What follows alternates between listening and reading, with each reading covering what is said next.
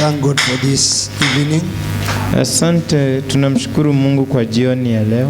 And for the grace that we can share his word again. Kutupea neema ya kushiriki neno lake tena. I also want to thank God for you.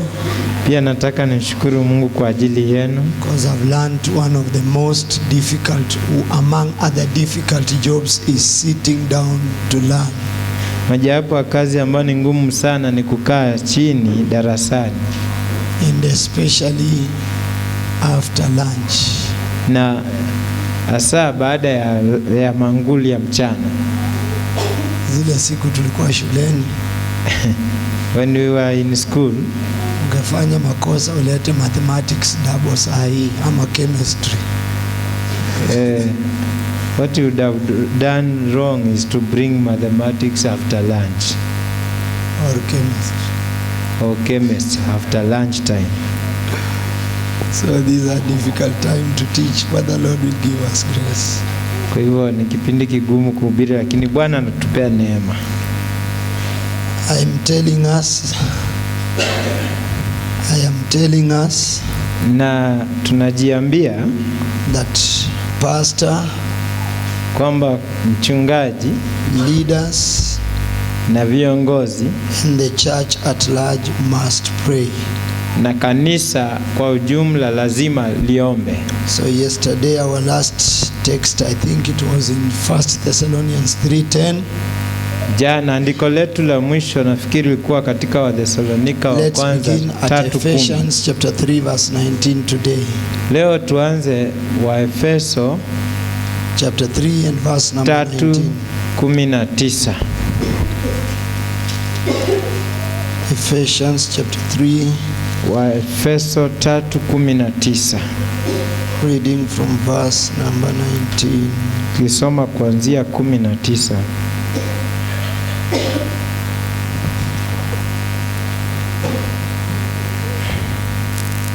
Can we read together if somebody we are there?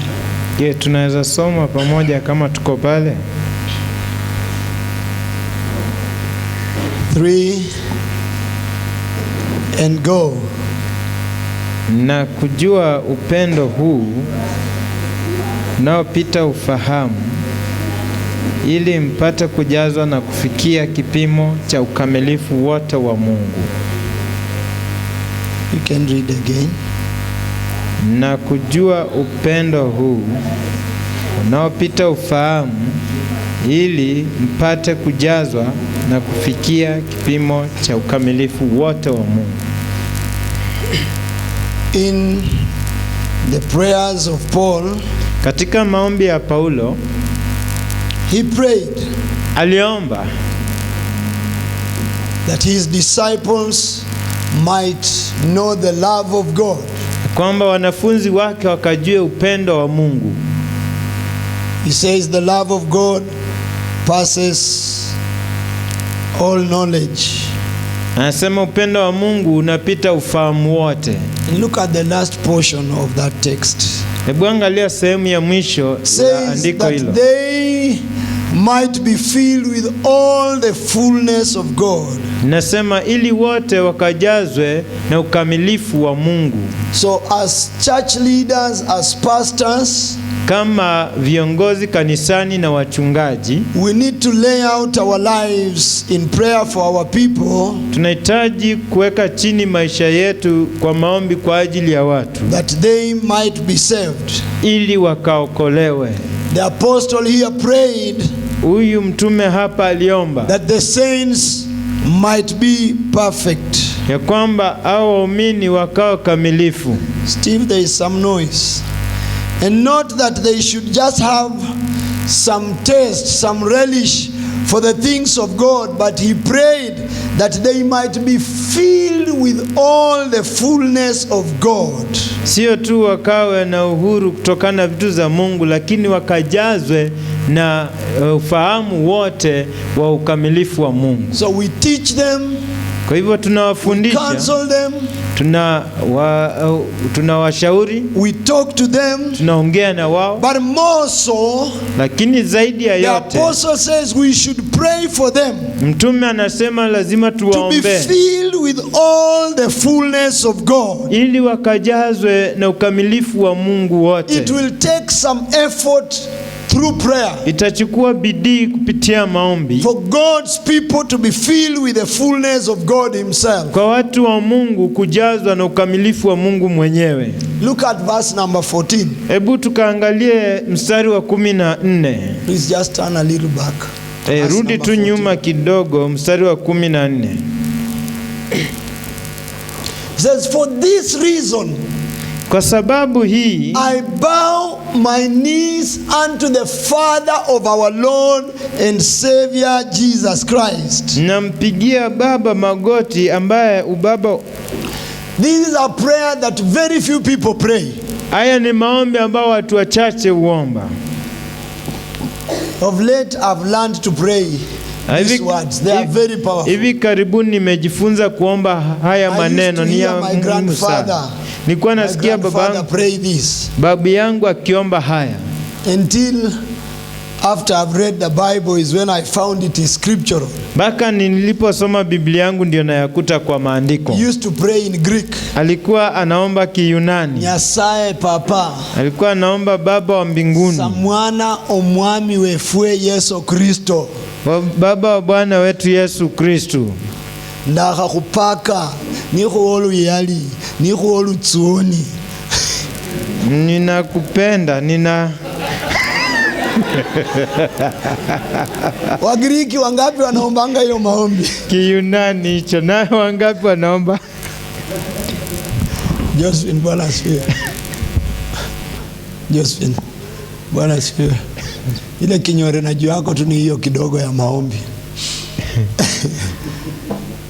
Bwana asifiwe. Amen. Mtu wangu, unasikiaje hiyo maombi ukiomba hivyo?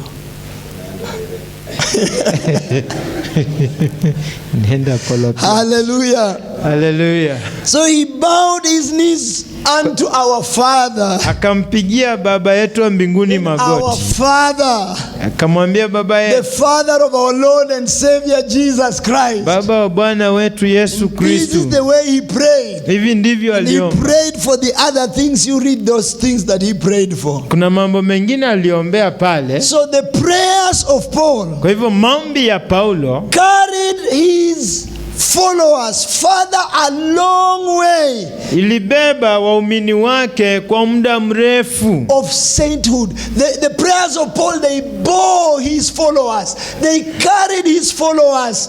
They moved his followers a long way more than even his preaching. Maombi ya Paulo yaliwabeba waumini wake, yaliwasongeza, yaliwalea kwa mabawa zaidi So we kuliko have a mafundisho yake. responsibility to teach them, to preach to them, or to preach for them, or to preach them, whichever you use. And we also have a responsibility to pray. We need to pray and pray and pray so that whatever we have taught them can also be imprinted in their lives. Tuna jukumu la kuwafunza na pia kuwaombea, na tuombe zaidi ili yale tumewafundisha yaweze kukaa katika maisha yao. Paul mentions a man called Epaphras. Paulo anamtaja mtu anaitwa Epaphras. He says Epaphras labored fervently for the Colossian church. Huyu Epaphras aliweza kukuza ile kanisa la Wakolosai. I believe in chapter 4 verse number 12. Naamini ni sura ya 4:12 He mstari. said he labored fervently Anasema lilitendea kazi kwa in bidii. prayer Kwa bidii katika maombi. so that the Colossian believers Ili wale waumini wa Kolosai may stand perfect and complete in all the will of God the Father. wakasimame wakiwa wima na wakamilifu katika mapenzi yote ya I Baba. want to challenge us Nataka niwachange moto that we need more and more of prayer. kwamba tunahitaji zaidi na zaidi ya maombi. Let us make it a responsibility even after these sessions, even after this week. Wacha tufanye liwe jukumu letu hata baada ya hii wiki. And come up with prayer programs for our people. Kukaa chini na kuja na program za maombi kwa ajili ya watu wetu. They may be heavy. Wanaweza kuwa ni wa kusukumwa. The prayer programs may become a burden. Hivyo vipindi vya maombi vinaweza kuwa mzigo. There is no problem because Jesus called us to be burden bearers. Hakuna shida kwa sababu Yesu alituita tuwe wabeba mizigo. I always ask this common question. Kila wakati wanauliza hili swali la kawaida. How many people, without turning to your Bibles, how many people know Matthew chapter number 11 verse 28?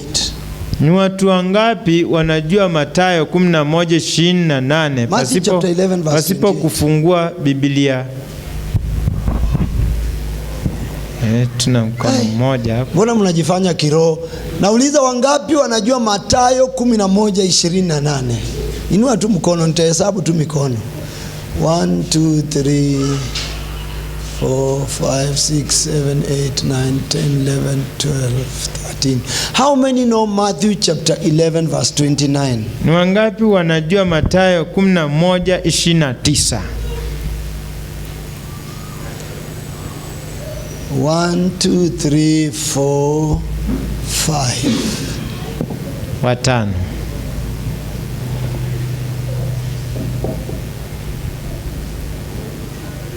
Hallelujah. Hallelujah. Njooni kwangu ninyi givers, msumbukao na wenye kulemewa na mizigo. Come unto me. Njooni kwangu nyote, all ye that are heavy laden, msumbukao na kulemewa, and I will give you, nami nitawapa pumziko. But there is the noble part which most of us have removed from our Bibles. Verse number 29 is more glorious than verse 28. Ambao wengi tumepuuza na kutoa kwa Biblia yetu. 11:28. Kwa hivyo tunahitaji kuinua washirika wetu zaidi ya Mathayo 28. Take my yoke and learn from me. I am meek and lowly in heart, and you shall find rest in your soul. Chukueni nira yangu na mjifunze kutoka kwangu. Maana nira yangu ni laini na mzigo wangu ni mwepesi, nanyi mtapata raha nafsini mwenu. Pumziko kwa nafsi zenu. Hello? Amen. If the church settles at verse number 28, ikiwa kanisa litakwama pale 28, every Sunday we will be doing drama. Kila Jumapili tutakuwa tunafanya vituko. I support my elders, especially I heard my dad say we have a lot of drama in church. One of the reasons is those churches are churches where people are not willing to take responsibility. They are not ready to take the burdens. Kanisa ambazo zina sarakasi mingi ni watu ambao hataki kuchukua mizigo. So because the guys are babies every other day, the pastor decides to make drama every other Sunday. Kila Jumapili mchungaji anaamua kufanya vituko. It's an issue of burden, drama. Every Sunday demons 3 hours, another Sunday demons 3 hours, another Sunday. Mapepo kuondoka, kila Jumapili kuombewa. It is good, but Christ also wants to come and take a church that is perfect. Ni vyema, lakini Kristo naye anataka kujia kanisa ambalo limekamilika. A church that is complete, not a church, not a structure that is in the foundation. 20 years in salvation, the structure is still at the foundation level. Sio kanisa ambalo limekaa pale katika msingi. Miaka 20 bado kanisa linaweka tu msingi.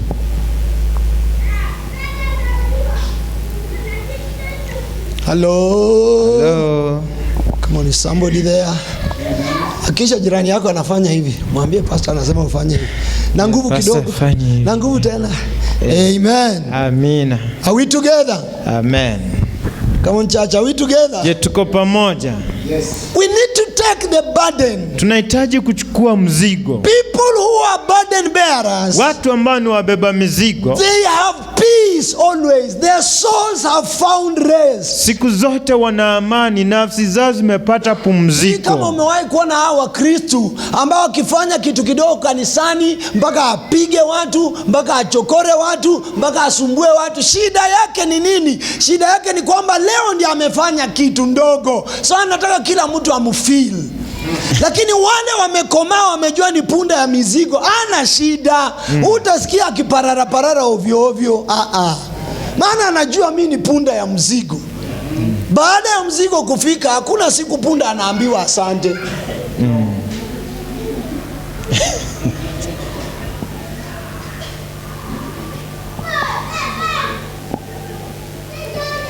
Come on, church. Yes, church. As leaders, as pastors, Kama viongozi na wachungaji, we have a primary responsibility tuko na jukumu la to kimsingi pray for our people, kuweza kuinua watu wetu, because kwa sababu we are directly responsible for the condition of the church.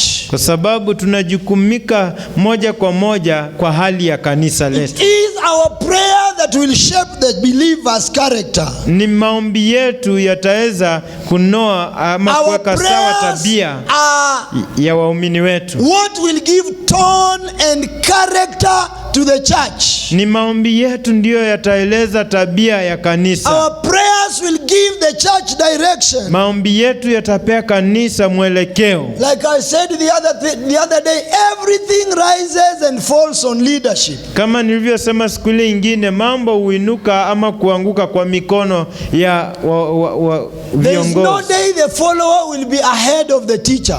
Hakuna siku afuataye atakuwa mbele ya anayemwongoza. Are we together, church? Je, tuko pamoja kanisa? The church is spiritual. Kanisa ni la kiroho. The church is divine. Kanisa ni la kimbingu. And the treasure that the church carries Na ule umuhimu kanisa linabeba is heavenly. ni wa kimbingu. So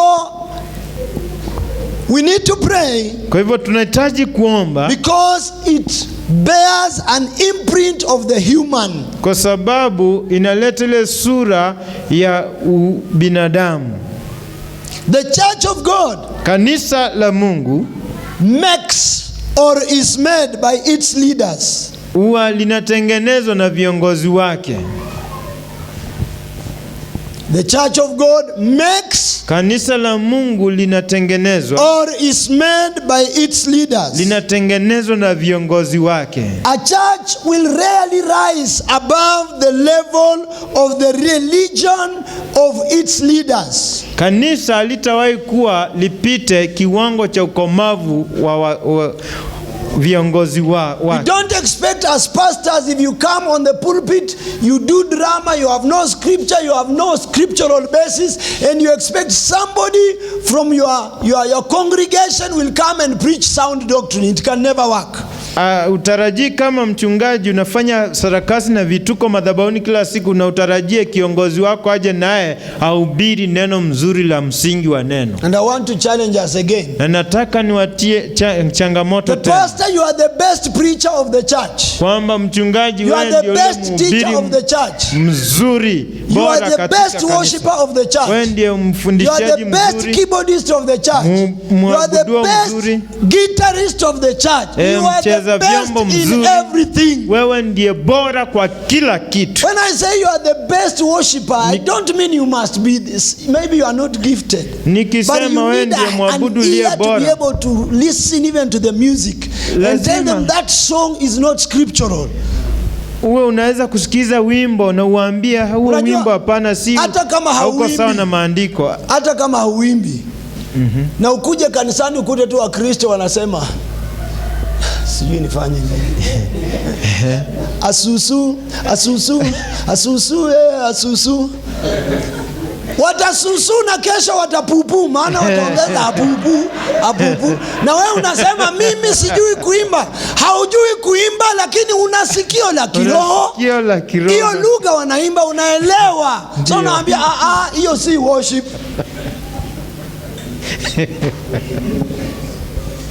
Come on church, are we together? Tuko pamoja.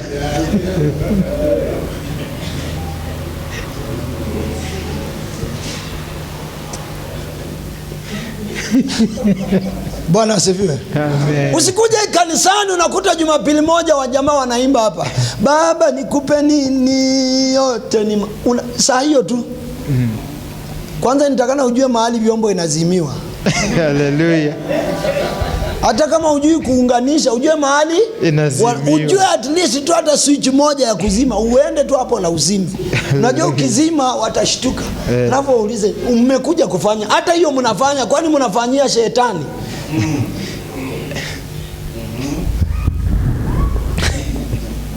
Halo? Maana hawajakuja kumpa sifa, hawajakuja kumwabudu, hawajakuja na sadaka, hawana dhabihu, hawana chochote. Tuliambiwa wakati unaokoka unabeba kila kitu.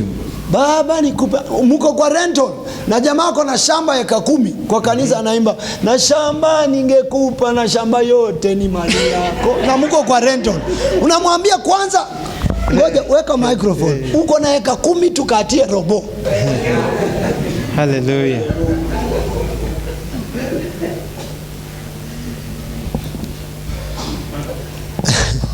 Come on, are we together? Ndio. Strong spiritual leaders, viongozi ambao wana nguvu katika roho, men of holy might, watu wenye uweza, at the lead are the tokens of God's favor. Wakiwa mbele ya uongozi ndio nguvu za Mungu za kuleta upendeleo wake. We are the tokens of God's favor.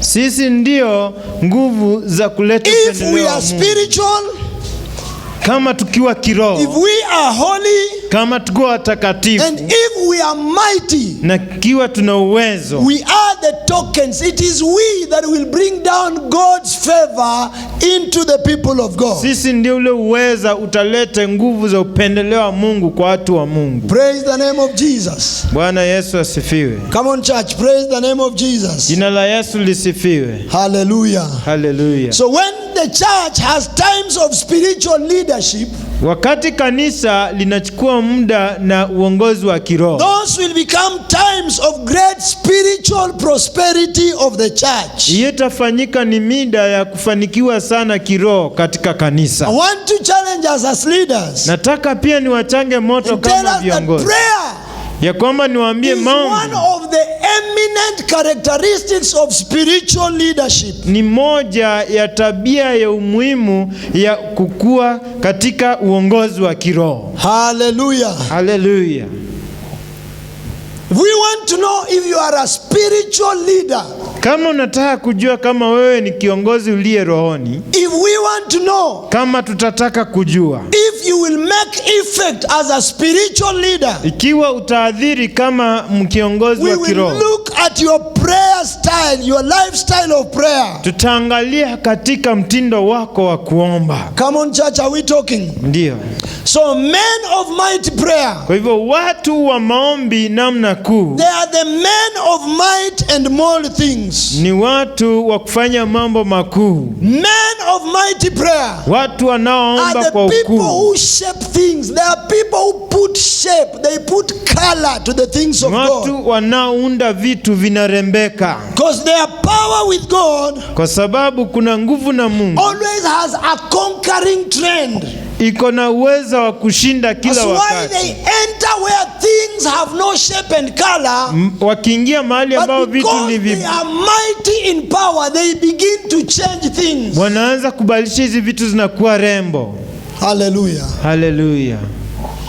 Hallelujah. Hallelujah. Ndio sababu watu wa kila aina wanaruhusiwa kuja kwa kanisa.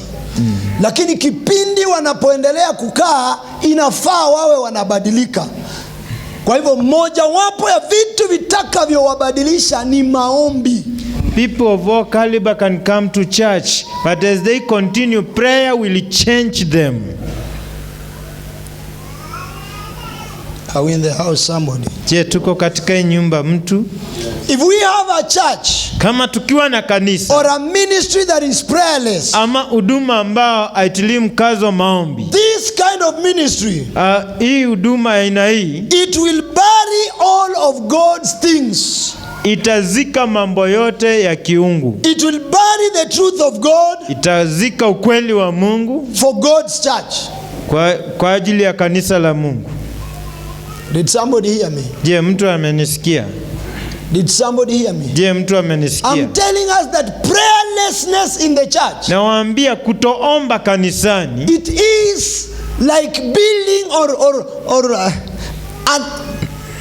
kaburi na chimbo, digging a tomb, digging a grave. ni kama kuchimba The kaburi. truth of God will die. Ule ukweli wa Mungu The utakufa. things of God, the spiritual things of God will die Yale if mambo we do not pray. ya kiungu ya kiroho yatakufa kama hatutaomba. The best and the greatest offering as pastors and church leaders we can offer is prayer to our people. Ule msaada mkuu tunaweza toa kama wachungaji na viongozi ni maombi kwa watu wetu. That's why there's a trumpet in the Bible. Na kuna tarumbeta It is katika blowing Biblia and telling us, pray without ceasing. Pray without ceasing. This is a trumpet call to all church leaders and ministers of the gospel.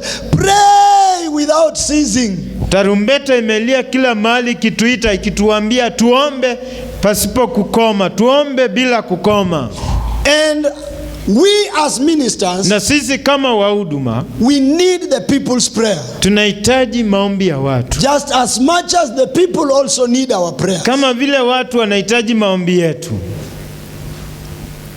Did somebody hear me? Je, mtu amenisikia? Ministers, they need the prayers of the people. Wahuduma pia wanahitaji kuombewa na watu, Just as much as the people need the prayers of the minister. kama vile watu pia wanahitaji So maombi we ya need to mhuduma. train the church so that we can grow together. Kwa hivyo tunahitaji kukuza kanisa ili tutembee pamoja.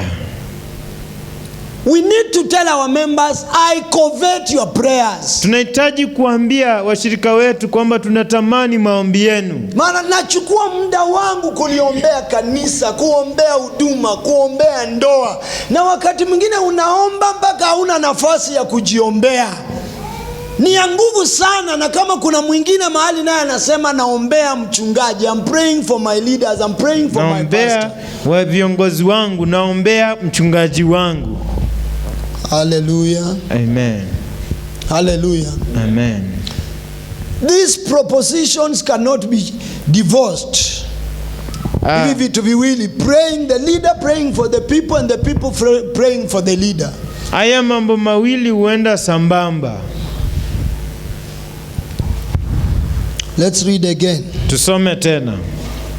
Just let's stand and read together through Simama. Ephesians chapter 3 from verse number 14 to verse number 21. Please, Marsha. Hebu tusimame tusome pamoja Waefeso 3 kuanzia 14 hadi 21.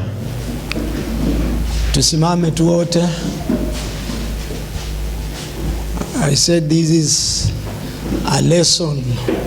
Nisema Nafikiri itawekwa hapa juu, sasa usihangaike. Kama unasoma ya Kiswahili ndio labda utafute. Kama unasoma ya Kiingereza unaweza inua tu macho uangalie kwa screen so that we can read together.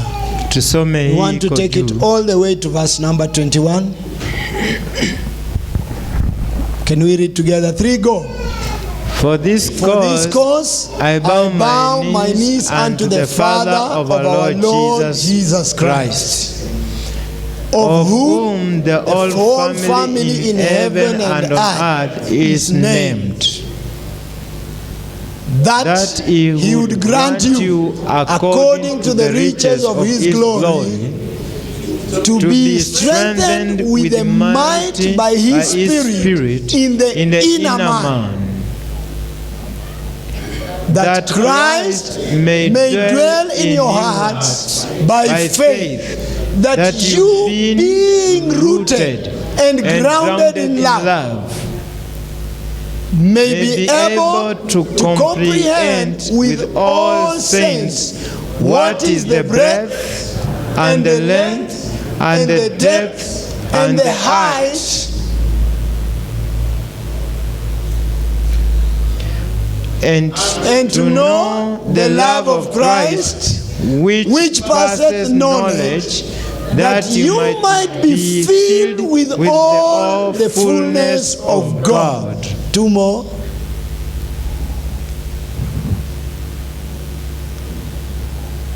Now unto him that is able to do exceedingly abundantly above all that we ask or think, according to the power that worketh in us. 21 finally. Unto him be glory in the church by Christ Jesus throughout all ages, world without end. Amen. We can give a hand of praise to the Lord Jesus. You may be seated. Naweza keti. Just look at that portion of scripture. Hebu angalia sehemu ya maandiko. Look at how rich that prayer is. Angalia vile hilo ombi limejaa utajiri. Every essential part that the church of Christ needs. Imeguza kila sehemu ya muhimu ambayo kanisa la Kristo linahitaji. Paul is telling us he was praying for the Ephesian church. Haya ni maombi ambayo Paulo anatuambia alikuwa anaombea kanisa la Waefeso. Saints, ministers of the gospel, we need to pray. Waumini na wahuduma wa neno la Mungu tunahitaji kuomba. This man is praying a prayer that will shape his followers. Huyu mtu anaomba maombi ambao yataweka sawa waumini wake, ambayo itawapea tabia njema. A prayer that will help them to be Christ-like. He wants them to be filled with the fullness of Christ. Alitaka wajawe na utele wa Kristo. He is doing it through prayer. Yeye alikuwa anafanya kupitia maombi. Let's pray. Hebu na tuwe waombaji. Let's pray. Tuwe waombaji. I will repeat this. Nitarudia. Please, after this conference, tafadhali baada hii kongamano, have a program for prayer. Kuwa na ratiba ya maombi. Let people have some time to pray together, and if possible, let us find some time when we come together in church to pray. Wacha watu wapate nafasi ya kuomba. Hata tuje pamoja kanisani tuombe. Tuwe na nafasi za kuomba katikati ya nafasi zingine za kuomba tu pamoja. Programs of fasting together, praying and fasting together. Nyakati za kuomba, kufunga pamoja. Sometimes have times for even chain prayers. Wakati mwingine muwe na wakati hata kuomba maombi ya mfululizo. You organize a chain prayer. Panga maombi ya kuomba kwa kupokezana. Make some traditions of prayer for our churches, because even the early church has had some programs and traditions of prayer. Tamaduni za kuomba kanisani, hata kanisa la kwanza lilikuwa na hiyo mpangilio. Hallelujah. Hallelujah. Come on guys, are we talking here? Yes. Hallelujah. Hallelujah. Let me say these few statements before I move to the next. Wacha niseme haya machache kabla nisonge mbele. Prayer. Kitu ya kwanza, maombi. It must be a most serious work. Lazima iwe ndio ile kazi ya kutiliwa mkazo zaidi. Of our most serious years. Ya zile miaka za kutilia mkazo that zaidi. That engages more time and appetite than our richest feasts. Mbaya ina uhitaji mkuu kuliko sisi kusherehekea. They've put us that statement. It's there. Make sure you write. If you have not written anything, at least make sure you write that statement. Kama hujaandika chochote, angalau andika hii wametuwekea hapa. Let it be our most serious work. Wacha ikawa ndile kazi ya kutilia mkazo. Let it take our most serious years. Wacha ikachukue miaka yetu nyeti. Tuachane na mambo ya breakfast, mambo ya kuchoma nyama pamoja. Tuchome maombi pamoja.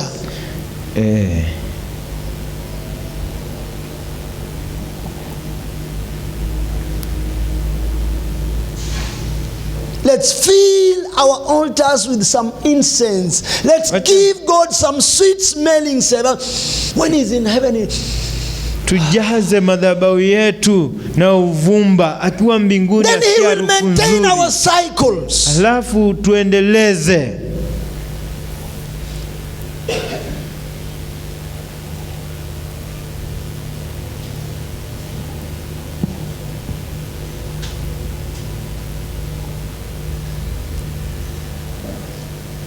Taking time because people are still writing that. Nachukua muda kwa sababu For me wangali it's very wanaandika. important. Kwa sababu kwangu hili ni muhimu zaidi.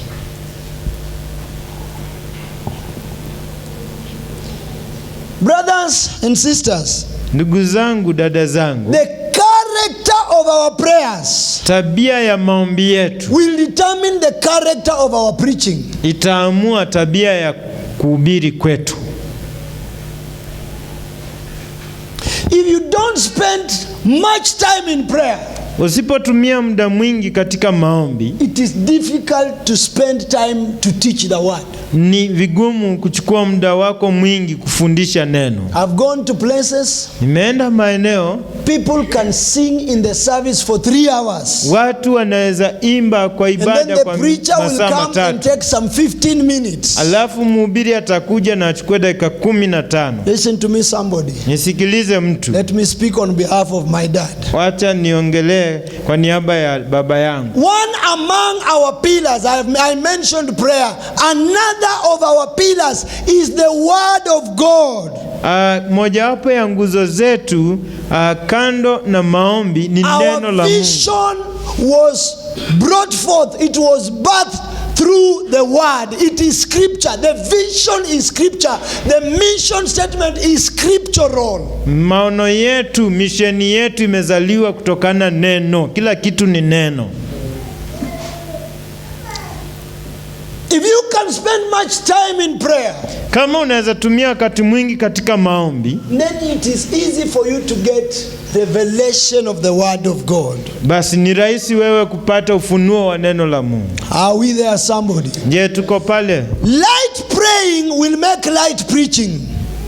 Ukiomba kwa wepesi utahubiri tu juu juu. But strong praying will make strong preaching. Kuomba kwa uzito kutalete It will kuhubiri kwa give your uzito. message unction. Itapatia ujumbe wako It will uzito. make the message stick. Itafanya ule ujumbe uadhiri.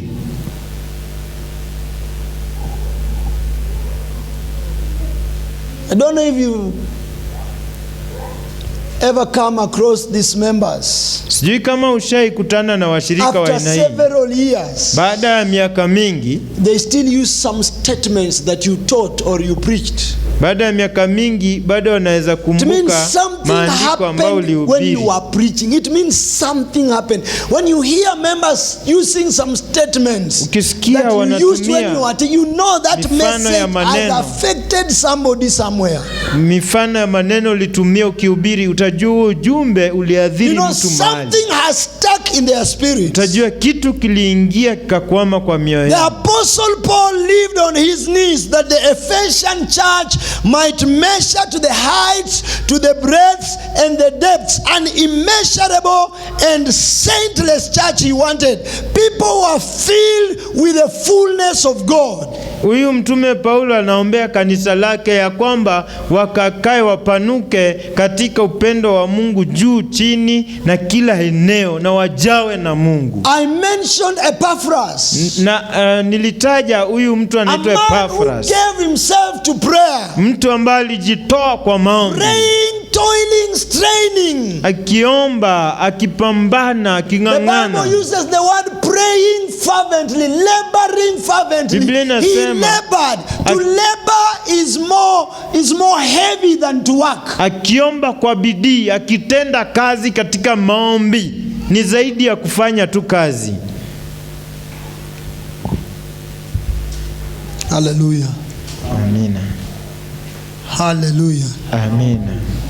Are we together, somebody? Ndio.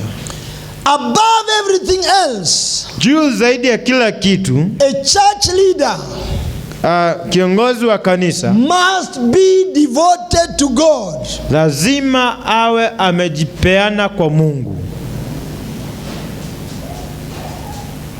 You must be devoted to God. Lazima umejitoa kwa maombi kwa Mungu. Any area, any section that you are given to lead as a church leader. Eneo lolote umepewa uongoze kama kiongozi wa kanisa. Whether you are leading the women, you are leading the men, you are doing anything, any area, as long as you are put in a position to lead people. Iwe unaongoza kwa kwaya, eneo lolote la uongozi unaongoza watu. You will need to devote yourself to prayer. Unahitaji kujitoa kwa maombi. Because one of the most sophisticated machine to operate on planet Earth is a machine called man. Mojawapo ya silaha ambao ni ngumu kuitumia. Mwanadamu ni mgumu sana, si kama kompyuta. Ni mtu. Kompyuta una manipulate, mwanadamu ni ngumu, na hao ndio umepewa uongoze. Unaongoza mtu amesoma kukushinda. Unaongoza mtu aliolewa ama alioa miaka 20 iliyopita, hata kama wewe hujachikwa mimba. Na leo umepewa kumuongoza. My friend, miaka haitakusaidia. Utahitaji maombi, ndio huyu ambaye anajua mioyo ya watu akusaidie kung'ang'ana na hii mioyo. Yes. We need prayer. Tunahitaji maombi. Hallelujah. Hallelujah. Guys, there's no substitute for devotion to God. Wapendwa, hakuna kitu badala tunaweza kwa nafasi ya maombi. There is no substitute to devotion to God. Katika maisha ya mhuduma hakuna kitu badala cha kuondoa maombi uweke. Ask AVCM. Kama AVCM, we say all our ministers, nilisema wahuduma wetu wote, they must have no other inspiration except the name of Jesus Christ. Wasiwe na msukumo mwingine wowote isipokuwa tu jina la Yesu Kristo. We must have no other ambition but to glorify the Lord Jesus. Tusiwe na tamaa nyingine yoyote ila kumtukuza Kristo Yesu. To toil for him and him alone. Kupambana kwa ajili yake na yeye peke yake. So for this reason, kwa sababu hii, Pastor Christopher, we need prayer. Pastor Christopher, tunahitaji maombi.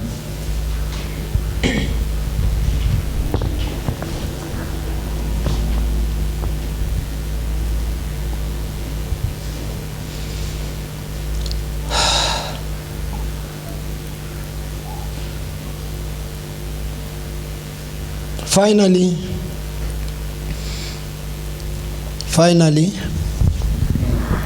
ya mwisho,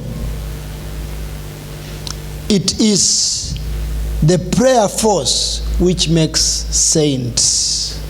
Ni nguvu za maombi ambazo huumba watakatifu. It is the prayer force which makes saints. Ni nguvu za maombi ambao hutengeneza watakatifu.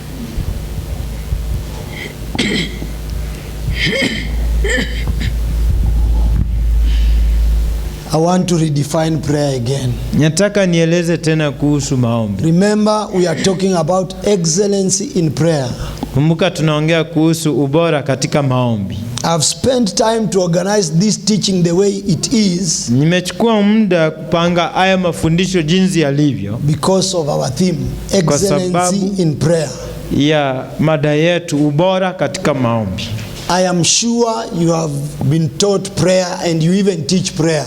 Nina hakika ya kwamba mmefundishwa kuhusu maombi na hata mnafundisha. I have a deep conviction that in this teaching there is something new. There is a challenge you have received. Oxys decis. Inatokana na hilo neno Antioxys decis. Now this word, sasa ili neno, I want you to write the following words. Nataka uandike maneno yanayofuatilia. Number 1, it means petition. Ya kwanza inamaanisha kupiga dua. I know we will lack Kiswahili words here. Number 2, it means to pray. Ya pili inamaanisha kuomba. Number 3, it means prayer. Ya tatu inamaanisha sala. It means to entreat. Inamaanisha kufanya hombi. Thank you. There you are.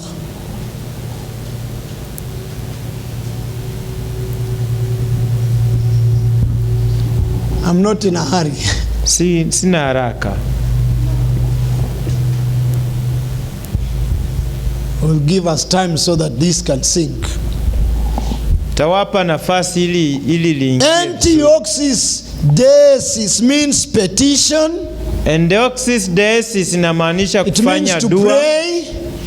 Kuomba. It means prayer. Inamaanisha sala. It means to entreat. Inamaanisha kufanya maombi. It means to petition. Inamaanisha kufanya dua. Or to entreat an authority. Ama kufanya ombi kwa mamlaka. Exactly. To present a case before a judge. Kuwakilisha kesi mbele ya hakimu. To present a petition before a government.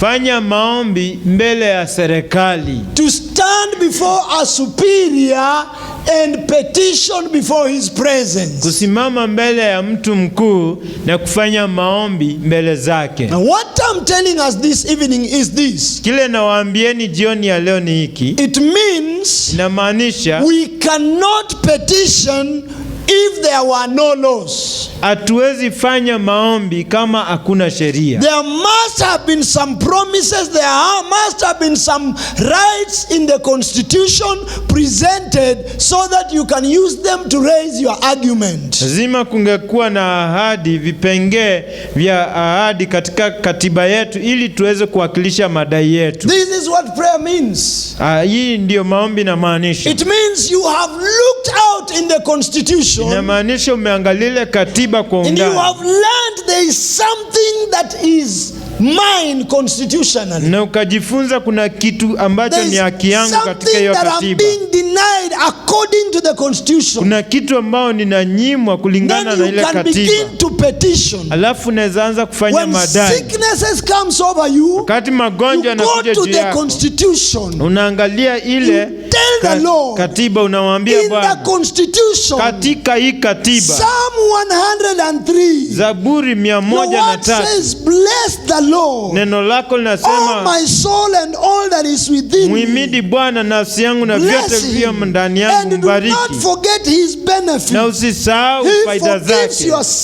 Yeye anayesamehe dhambi zangu na kuponya magonjwa yangu yote. Is this not the law? Mungu, je, hii sio sheria? Why am I being infringed of my right of being healthy? You raise an argument. Ninanyimwa haki zangu za kuwa na afya, ninafanya madai yangu.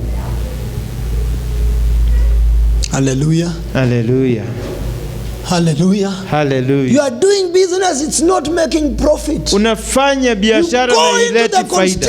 You petition. Unaenda kwa ile katiba, unafanya madai. You become the lawyer of your wealth. Wewe unafanyika wakili wa utajiri wako. According to the constitution, Deuteronomy chapter 8 verse number 18. Unainua madai kulingana na Kumbukumbu la Torati 28. And you said it is you who gives me power to make wealth because you swore this to my ancestors. Umesema wewe ndio nipae nguvu za kufanya faida na utafanya hivi kwa hata mababu zangu. According to the constitution, you claim your right. Unainua madai, unadai haki zako. Come on, are we still in the house? Je, tuko katika hii nyumba?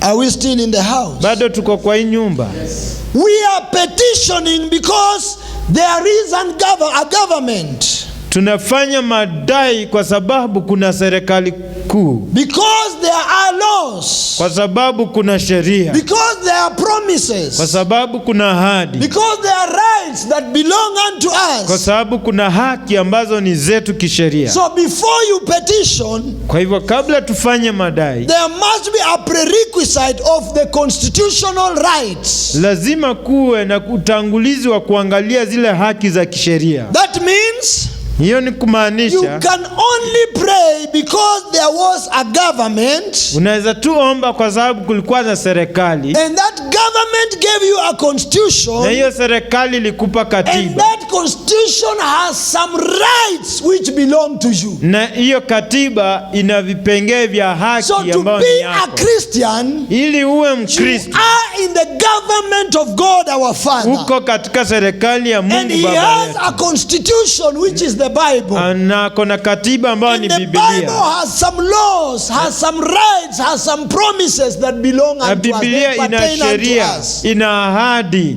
ina miongozo ambayo imetupea. So my argument tonight is this, Kwa hivyo mada yangu siku ya leo ni, and I think it has to change our prayer na style. lazima ibadilishe namna ya kuomba Prayer is kwetu. not a religious activity. Maombi siyo It swala la is a kidini, government ni activity. swala la It is a kiserikali, political ni activity. swala la kisiasa. Hallelujah. Haleluya!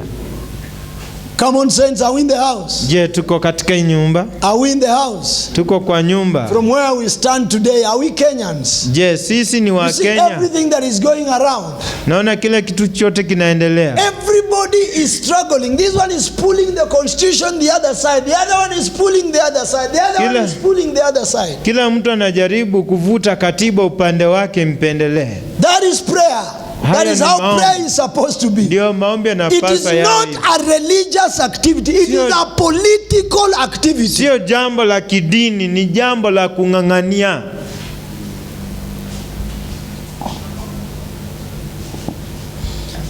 So when it comes to prayer, Kwa hivyo ikifika ni maombi, it means we must bring our petitions to the authority. inamaanisha lazima tulete sala na dua zetu kwa mamlaka. Let me give us some points and I will be done. Wacha niwape dondoo kadhaa alafu nitakuwa nimnamaliza. What is prayer then? Maombi je ni nini? Number one, Ya kwanza, it is earthly license for heavenly interference. ni leseni, kibali cha duniani cha mbingu kuja. Prayer is earthly license for Maombi, heavenly interference. maombi ni kukubalia mbingu The iingilie The duniani. earth licenses heaven to come and interfere with the earthly affairs. Dunia kuikubali inchi ije iingilie mambo ya hapa duniani. Number two, Ya pili, prayer is mankind maombi ni mwanadamu giving God akimpa Mungu permission to interfere in the earthly affairs. ruhusa ya kuingilia masuala ya hapa duniani. Things are happening on earth Mambo yanatendeka duniani and we are unable to change them. na tuwezi We are kuyabadilisha unable to interfere with them. na tuwezi So we kuyaingilia. realize we have a supreme one. Kwa hivyo tukagundua tuko We na aliye realize we mkuu, have an authority above us. tuko na mamlaka yaliyo juu So we yetu. lift up our voices to Kwa hivyo him. tunainua sauti We say, zetu kwake, Father, na tunasema we are Baba, permitting you. tunakuruhusu, Enough is enough. We Imetosha. want you to change this course. tunataka ubadilishe mtindo huu. Number three, Ya tatu, prayer maombi is when heavenly power impacts earth through the authority of man. ni wakati nguvu za kimbingu zinaingilia duniani kupitia mamlaka ya mwanadamu. Prayer Maombi is when we allow the heavenly power wakati tunaruhusu nguvu za mbinguni to impact the earth zipige duniani through our authority. pitia kwa mamlaka yetu. We are the legal beings. We own the license legally to operate, to have dominion over earth. Sisi ndio zile viumbe vya haki ya kisheria, tunamiliki ardhi na ndio tunaweza ruhusu mbingu So the iingilie. moment we learn there are things that we do not have the capacity to handle. Sasa ule wakati tunagundua kuna vitu ambao hatuna uwezo wa kuzishughulikia. Then we use our authority Sasa tukitumia mamlaka yetu, to allow the heavenly power to come in. tunaruhusu nguvu za kimbingu kuingilia kati. Number 4, Ya nne, prayer maombi is when man gives heaven the authority to perform God's word on earth. Ni wakati mwanadamu anampea Mungu zile nguvu ama mamlaka ya kufanya chochote duniani. So whenever we are praying, kwa hivyo wakati wote tunaomba, we are saying heaven, tunasema mbingu, we allow you now to come in, tunakuruhusu sasa uingilie and perform the word of God on earth, na utende kazi neno la Mungu duniani.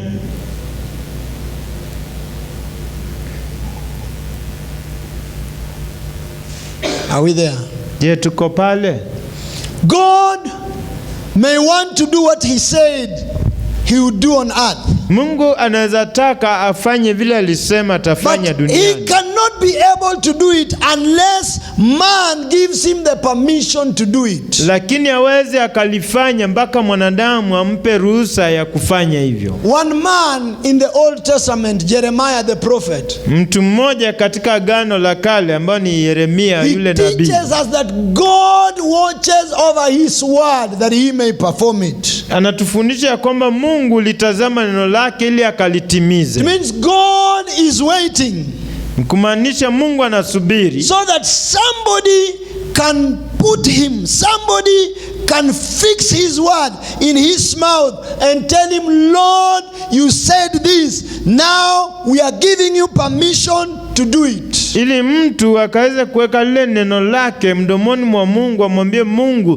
tunakuruhusu, njoo ingilia haya, tenda. We are talking about excellence in prayer. Tunaongea kuhusu ubora katika maombi. We have golden vials. Tuko na kile chetezo cha dhahabu. Gold for quality. Tulisema dhahabu kwa ajili ya ubora. The next time you go to your prayer closet, wakati mwingine utaingia katika chumba chako cha siri cha maombi, is not about your own words. Kumbuka kwamba maombi sio kuhusiana na maneno yako. But it is you taking to God his word and telling him, God, do this because it is your word. I am giving you my authority so that you do it. The authority you gave to me, I am giving it to you so that you do this your word. Ni kuchukua neno la Mungu mpelekee, umwambie Mungu, tenda haya kwa sababu ni neno lako. Ulilisema, njoo ufanye sawasawa na neno lako. When you have a problem, ukiwa na shida and you want to go to pray, na unataka kwenda kuomba, you don't go to cry your problem. Your problem will never move God. Hauendi kumlilia Mungu juu ya shida zako. Kulia kwako hakutamsukuma Mungu. Sometimes we fail to get answers to our prayers, wakati mwingine hatupati majibu ya maombi yetu, because our tongues have a problem. Kwa sababu ulimi wetu una shida. The worst thing you do with your tongue, kile kitu kibaya unaweza fanya na ulimi wako, you walk around using your tongue and telling people your problem. Ni kutembea ukiambia watu shida zako. Hello? Hello? Hello? Hello? Are we there? Je, tuko pale? God will not be moved by your problem. Mungu hatasukumwa na shida zako. When the children of Israel were suffering in Egypt, he saw them. Wana wa Israeli walipokuwa wanateseka Misri, aliwaona. He saw them. Aliwaona. But he waited for them to take action. Lakini alisubiri wachukue hatua. Look at the way they prayed. Hebu tazama vile waliomba. They told him, walimwambia, to remember his covenant. Akumbuke agano lake.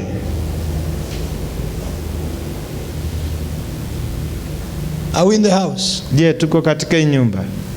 Are we in the house? Tuko katika hii nyumba. That's why the prophet Joel in chapter number 3 verse number 10, the last part. Ndio sababu nabii Yoeli katika sura ya 3 mstari wa 10 ni sehemu ya ba. Let the weak say I am strong. Akasema wacha aliye dhaifu aseme ninazo nguvu. Let the rich say let the weak say I am strong. Wacha aliye dhaifu aseme nina nguvu. Hallelujah. Hallelujah. So when you are weak, don't tell people your weakness. Ukiwa dhaifu usiambie watu dhaifu wako. Usimwambie Mungu dhaifu wako. I am strong in you. Mwambie Mungu nina nguvu ndani yako. Naweza fanya mambo yote kupitia Kristo nipeaye nguvu. Nenda na maandiko. Angalia katiba. Angalia to give you the right to be strengthened. vipengee vyo katiba ambazo zinakupea haki ya kufanya madai. Can we stand for a second again? Tunaweza simama kwa sekundi and read from Proverbs chapter number 11. Na tusome Methali 11. Proverbs chapter 11 verse number 11. Methali 11 mstari wa 11. Naomba kila mtu asimame ili ubadilishe position ya mwili wake. Najua maharagwe ni mzito. Simama ujinyoshe kiasi. Na hakuna shetani hapo. Ni maharagwe tu. Ni maharagwe na mwili. Hallelujah, unaweza jinyosha kidogo. Unaweza jinyosha kidogo tumalizie. Amen. Amen. Can we read together? Je, tunaweza soma pamoja? By the blessing of the upright, the city is exalted. But it is overthrown by the mouth of the wicked.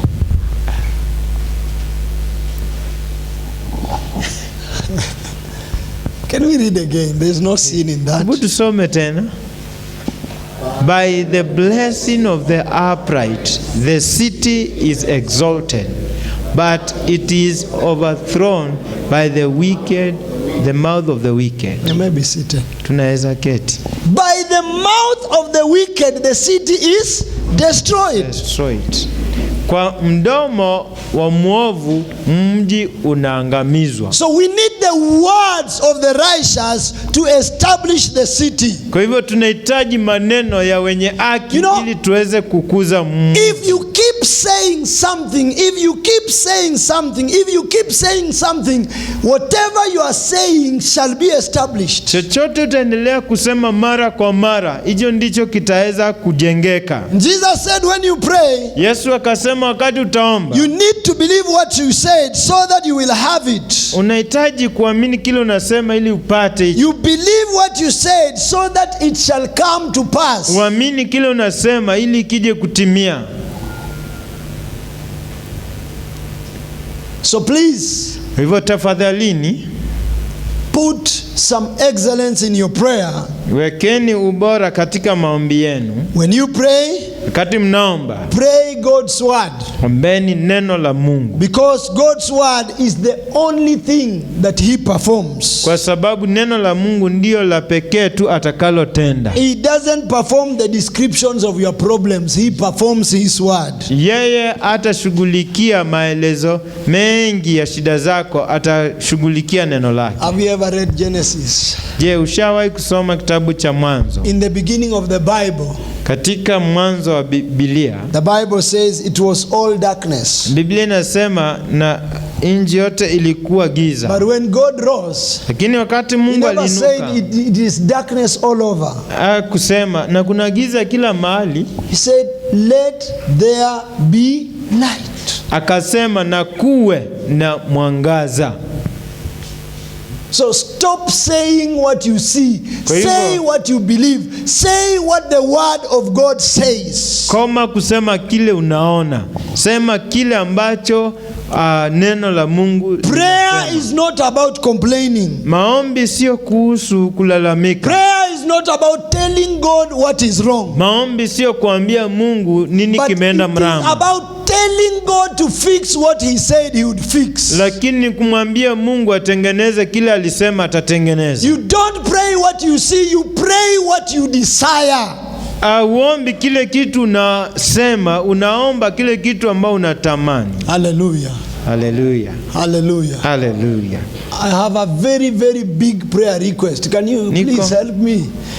I have a very big prayer request. Niko na ombi. And I will tell you something. Nitawaambieni kitu. Pastor Noah has been long enough with me. Pastor Noah amekuwa nami muda mrefu. And he can bear witness. Anaweza kushuhudia. This church, I don't know if they have changed, you will tell me. Hii kanisa, sijui kama wamebadilisha, utaniambia. You said the church of poor people. Ndio, the church of children. Kanisa. The church that has nowhere to go. Kanisa ambalo halina mahali linaenda. These churches that begin in shops, and we began our church from a bar.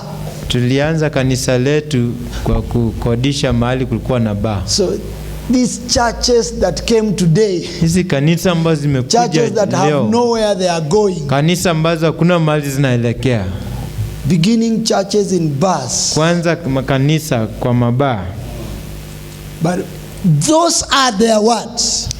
Lakini hayo ni maneno yao. But this is my vision today. Even in this madhouse, this is my vision today. Hii ndio maono yangu leo, hata nikiwa kwa nyumba hii ya udongo. Hii ndio maono yangu leo. The other day I was asking the church. Siku ile nyingine nilikuwa nauliza kanisa, do you think we should begin doing the foundation? Mnafikiria tuanze kuchimba msingi? I told them we want to begin by praying. Nikawaambia tunataka kuanza kwa kuomba.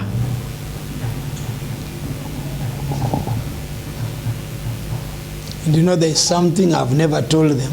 Unajua kuna kitu sijaiwaambia. We do not even have the space for the thing. Hata hatuna uwanja wa kutosha kwa ajili ya hiki kitu. Maana tukianza hapa inamaanisha sijui ile post ya stima tutangoa ama itakuwaje.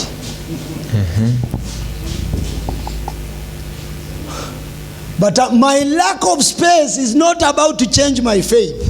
Lakini kukosa ardhi kwangu hakutabadilisha nia yangu. Daddy, this is my prayer. Baba, hii ndio maombi yetu. The underground is a parking. Kule chini ya udongo kuna mahali pa kuegeza magari. Ukiingia unaweka gari wapi? Ukiingia unaweka gari huko chini. Because they said it's a church of poor people, we want to prepare a parking so that members can begin to buy cars to come and park inside. Tunaanza kuandaa parking. When you come for the service, you park your car. Kija kwa ibada unapaki gari yako then you kwa come chini. Into the service. Alafu unapanda juu na kuja ibada. Hallelujah. Hallelujah. It is possible. Yeah. Praise God. Amen. Podium si flat hivi. Madhabahu iko na stairs tatu. Iko na kwa sababu kuna wanakwaya hapa, kuna wengine hapa mpaka huku. Mpaka huko. Na wind instruments zinakaa upande ile. Na hizi percussions zinakaa hii upande ingine. Zile ala za muziki za kupuliza. Inaingia kwa kichwa yako kama wewe ni mshirika, inafaa ingie. It's supposed to sink in your head, especially if you are a member here. Because if you come the next day with a different advice, I will not buy it.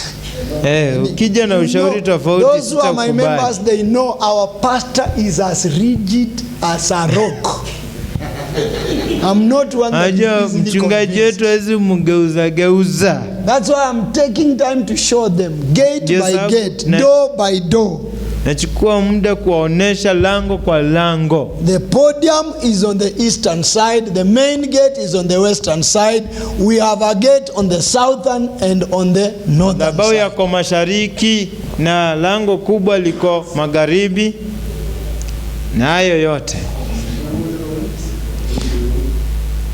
We don't have the money, but we have the faith and we have the vision. Pesa hatuna, lakini tuko na imani na maono. Pastor, no, I'm not about to die.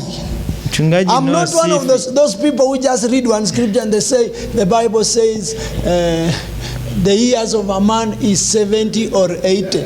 I also know the prophet Isaiah says, there is no youth among you that shall die under the age of 100. Hallelujah. Isaiah anasema kuna kijana ndani yenu atakufa chini ya miaka 100. Our young ones shall not die, and not our old ones, our young ones. No devil, no demon, no sorcerer, no witch, no accident can kill me before this thing. Ambaye ataniua kabla ya hii kitu kutimia. Hallelujah. And we are doing prayer. Na tunafanya maombi. We finished 21 days praying and fasting, chain praying and fasting. Tulimaliza siku 21 za kukimbizana kuomba. We are now doing 50 days. Sasa tunafanya 50. 50 days are not fasting. Za 50 hakuna kufunga. But there are 8 hours every day. Ni masaa 8 kila siku. Everyone has their hour to cover. Kila mmoja kona lisaa lake la kuchukua. Prayer. Maombi. And even where we are today, it is prayer. Na hata mahali when we tuko leo moved ni from the maombi. bar to this place, Tulipotoka pale kwa bar mpaka hapa, it was a miracle. In fact, ilikuwa ni muujiza. those who dug these holes are not my members. Hata wale walichimba mashimo ya nguzo za hii nyumba sio, hawakuwa washirika wangu. They are not my members. Just some boys who are passing and Pastor, what are you doing? You want to build a church? Let me go and bring a tool and help you. And they did this. Na wakafanya hivi. This roof was not put up by men, it was put up by women. Hili paa alikuwa na wanaume, lilikuwa na wadada. The men of that day, those who would be able, the skilled ones, they ran away. They said, Pastor, you are... Wanaume hata wale ambao wana ujuzi walitoroka. Wakauliza pastor, na hii kitu kweli ilikuwa inasea.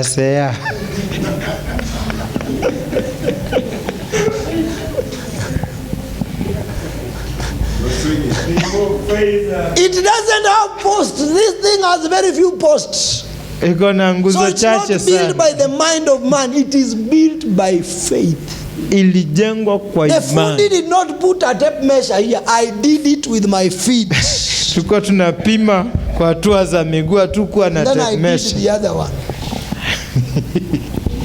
Even this plot, we didn't buy with money. It was by faith. Hata hii plot hatukununua na pesa, ilikuwa kwa imani. That plot was very small and we were in a prayer meeting. Huo mtu ulikuwa mdogo sana na tulikuwa kwa maombi. And the Lord gave me the vision. I told him, Bwana akanipea the Lord is sending me somewhere. Can we go?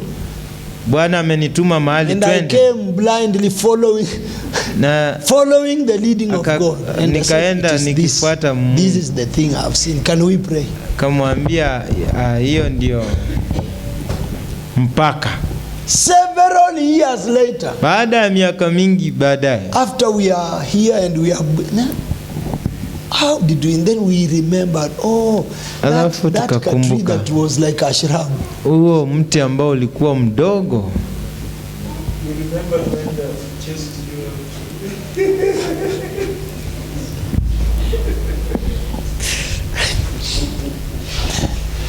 Hallelujah. Hallelujah. Hallelujah. Come on, church. Hallelujah. Hallelujah. Please, I'm not begging for money. Tafadhali siwaombi pesa. I am begging for your prayers. Ninawaomba maombi yenu. I am coveting your prayers. Natamani maombi yenu. So pastor mwenzangu, kama walikuwa na shida, yangu ni kubwa, maana yangu ni shida ya mamilioni. Yangu ni shida ya mamilioni. Labda yako ni ya maelfu. Shida ile niko nayo ni ya mamilioni. Number 5. Ya tano. Number 5. Ya tano. Number 5. Back to our where are we now? Tuko wapi? Number 4, we said prayer is mankind. We've done that. Ya nne tukasema maombi ni mwanadamu akimpa Mungu ruhusa kuingilia himaya yake ya mamlaka. Now number 5. Ya tano. Prayer is man releasing the kingdom authority of heaven on earth. Maombi ni mwanadamu akiachilia mamlaka ya ufalme wa Mungu hapa duniani. That means the government of heaven. Na hii ni serikali ya mbinguni. Through man's authority. Pitia mamlaka ya mwanadamu. It is given authority to come and work here on earth. Ikipewa mamlaka ya kuja na kutenda kazi hapa duniani. Prayer is man releasing the kingdom authority of heaven maombi on earth. Ni mwanadamu akifungulia nguvu za mbinguni zije duniani. Number 6. Ya 6. Prayer is God keeping his words promises to earth through mankind. Maombi ni Mungu akipeana ahadi zake duniani kupitia mwanadamu. God, Mungu akitekeleza. Exactly now. God keeping his words, promises to earth through mankind. Mungu akitekeleza ahadi zake za neno lake. Just want to remind us that God has made so many promises to earth.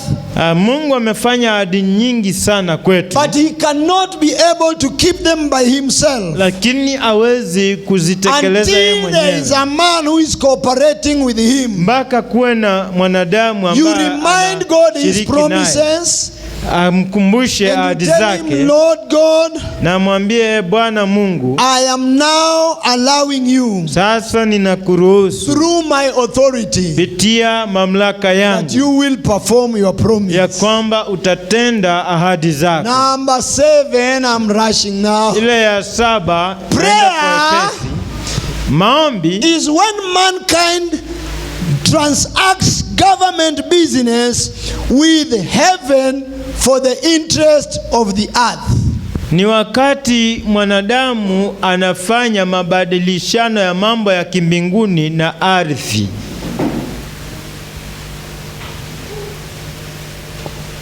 Kwa ajili ya faida ya hapa duniani. Hallelujah. Hallelujah. It is man transacting government business with heaven for the interest of earth. Ni mwanadamu akibadilishana mamlaka. It is like you are doing business. Ni kama unafanya biashara. You calculate what will be the profit. Unafanya hesabu nitapata faida gani. So the earth must get the profit of this out of this business. Kwa hivyo ardhi lazima ipokee faida kutoka kwa hii biashara. Hallelujah. Hallelujah. Kwa hivyo kama tunafanya biashara, tuchunge sana tusikule faida. Tusifanye biashara yoyote itakayoleta hasara. Don't begin any business without prior calculation of the profit or the interest you will make. Usianze biashara bila kupiga hesabu ya faida ya kiasi gani utapata katika hiyo biashara. So let the earth get some profit out of the prayer business. Kwa hivyo wacha ardhi ikapata faida zaidi kutokana na hiyo biashara unafanya na mbingu. Number 8. Ya 8. Prayer, maombi, is heaven's program to influence earth. Ni ile ratiba ya mbingu ya kuingilia masuala ya duniani. It is heaven's program, ni ratiba ya kimbingu, to influence the earth, ya kuingilia ratiba za duniani. If you are influencing something, najua unapoingilia kitu, it means you are in control. Ukiadhiri na maanisha unakitawala. An example is this man called Daniel. Mfano ni mtu anaitwa Danieli. We have no reason to faint from praying. Hatuna sababu yoyote ya kusita kuomba. Daniel was taken from his land. Danieli alitolewa katika nchi yake into another land. Akapelekwa nchi nyingine. A land of idols. Nchi ilikuwa na sanamu wengi. Babyloni. But from his bedroom, lakini akiwa katika chumba chake cha kulala, influenced the land of Babylon. Danieli aliadhiri ile nchi ya Babeli. Prayer, maombi, makes me say, inanifanya niseme. Prayer makes me say, maombi yananifanya niseme. Caused Daniel and Nebuchadnezzar to write the book of Daniel. Ilimgharimu Danieli na Nebukadneza waandike kitabu cha Danieli. Mimi, huyo ni mimi. So don't ask me a question. Kwa hivyo usiniulize swali. That is me. Huyo ni mimi. I have not said the Bible. Sijasema Biblia. I have not said theologians. Sijasema wanatheolojia. That is according to me. Kulingana na mimi. Because I read the Bible. Kwa sababu wanasoma Biblia. And I hear this man say, I Nebuchadnezzar, I write this with my own handwriting. Mimi Nebukadneza naandika hii na mkono wangu mwenyewe.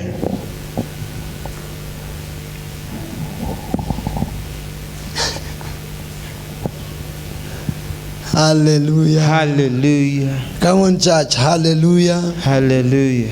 If Daniel prayed, kama Danieli yet he was aliomba not in his nation, na hakuwa katika taifa lake, mtu amechukuliwa kutoka kwao, amechukuliwa kama mateka. Kwao wanaomba Mungu, amepelekwa nchi wanaomba vinyago. Na kama mwanaume hajaachwa tu hivyo, amefanywa kama ile ng'ombe ya kulima. Unajua ng'ombe ya kulima vile huwa inafanywa? Hivyo ndio Daniel alifanywa. Unajua kuna tofauti kati ya ndume na ile ng'ombe ya kulima. There's a difference between a bull and an ox. kuna tofauti ya ng'ombe wa kiume na fahali.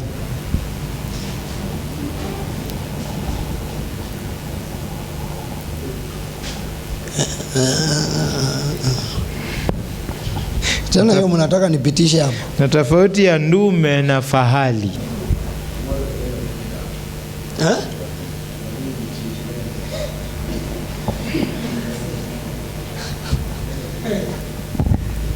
Jamaa ananichokoza.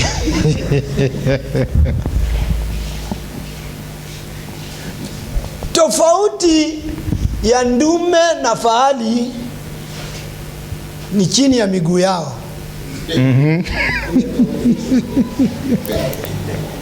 Okay, hiyo sitasema kwa Kizungu. Ni sawa? Hivyo ndio Daniel alifanywa. So kama unasoma story ya Daniel, inafaa ukumbuke alitolewa kwao, akapelekwa ugenini na akafinywa. He was castrated. Na bado angeomba. Amefinywa na bado angeomba. Na hiyo mateso yote Daniel bado alikuwa anaomba. Huyo ni mwanaume. Watu wa Mungu tuko pamoja. Ndio.